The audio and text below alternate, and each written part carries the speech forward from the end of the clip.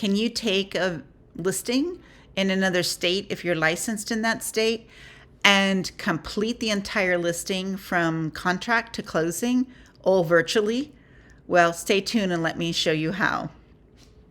So I took a listing. I'm a licensed agent in Florida, and I'm also a licensed agent in Utah. I moved to Utah in 2021 of July, and in the end of last year, which was 2022, around November, one of my friends, longtime contacts in my LinkedIn database and also in my personal database, contacted me through LinkedIn and asked me if I would list their house in Loxahatchee, Florida. So of course I said yes. And then I thought, how am I going to do that? Because I'm not there. But it was very easy to do. And I'm going to go through the process with you right now. So one of the things, and I apologize about these lights. I kept trying to fix my ring lights and they're just not cooperating today. So if you see any rings in my glasses, I'm sorry about the obstruction.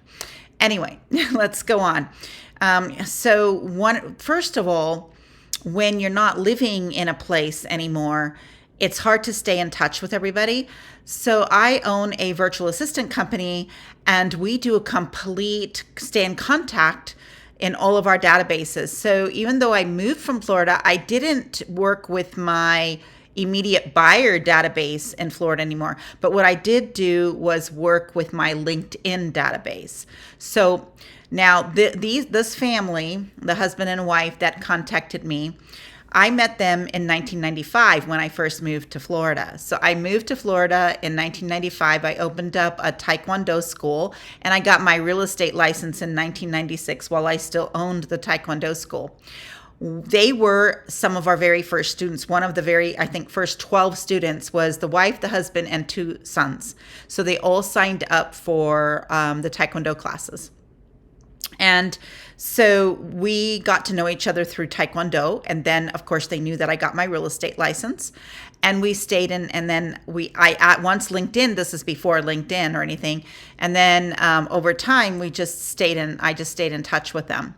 Now, the husbands, they're professors. And during COVID, what happened was he taught all his classes via Zoom. So he was working with all his students via Zoom. And that's like one of the positive things that did come out of the pandemic was the fact that most people got used to working on Zoom and talking to other people on Zoom. Whereas before 2020, Zoom was there, but no one knew what it was. And a lot of people had to use what we call GoToWebinar, which was very clunky and kind of a not such a great system to do. And then we had FaceTime, of course. But with Zoom, you could get like a lot more people on your call with you, right? So he was used to doing that with students. And I'm just going to have to move this light out of the way and we're just going to have to deal with a darker darker face or whatever. It's just because it's really bugging me. So it's got to be bugging you.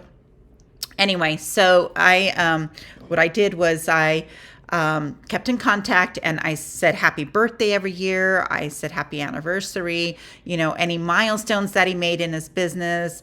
My secretary, who's also my VA, would then reach out to him, etc. And so we were going back and forth and he would ask how the family's doing and such and such. So fast forward from then all the way to 2022 and when they asked me to list their home. So this was in November. So before we listed the home, first I sent all the contracts and everything. I'm with eXp Realty. So we use SkySlope and we use DigiSign. So I sent him the contract to sign. We had a Zoom meeting for the listing presentation. I didn't do a dog and pony show. They already knew me. They understand markets. They're not living in the home anymore. They're living in another state. I was living in another state, so it kind of worked out really well. However, they did have a tenant that was supposed to be leaving that was in the home, that they had made some arrangements and he didn't keep his word. So what happened was after I got the signed agreement back, this is like November-ish of 2022, I then hired my somebody I knew in that area. I hired them to go to the house and take all the photos and put up the real estate signs and took all the photos of the property. Unfortunately, while she was looking at the property, we found a bunch of problems that the tenant had left. He was a hoarder, and there was so much stuff all over the house that he had left.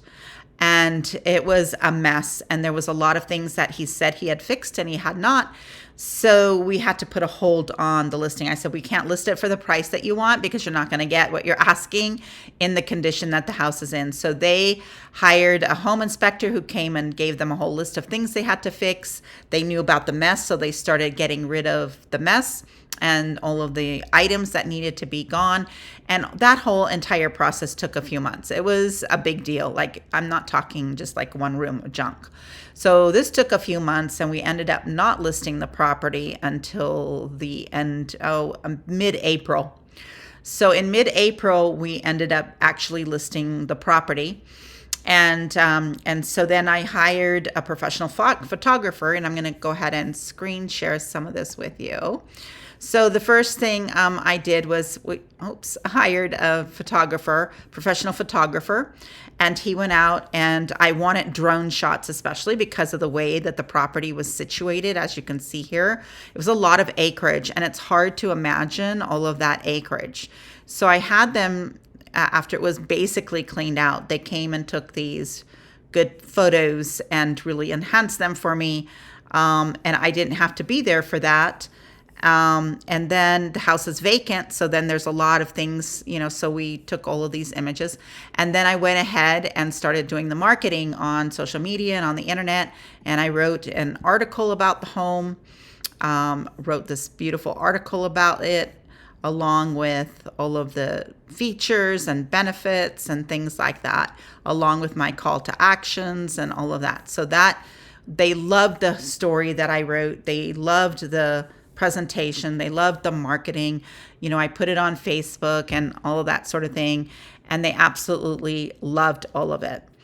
So fast forward to, we had a couple of showings, and then fast forward to June. So this is April, mid-April, May, June, and within 2 months, we got an all-cash offer, very close to asking price, and we were able to close in 30 days. So then during that process, I had the buyer's agent accompanied her buyers for the home inspection, the septic inspection, since it was on septic and different things like that.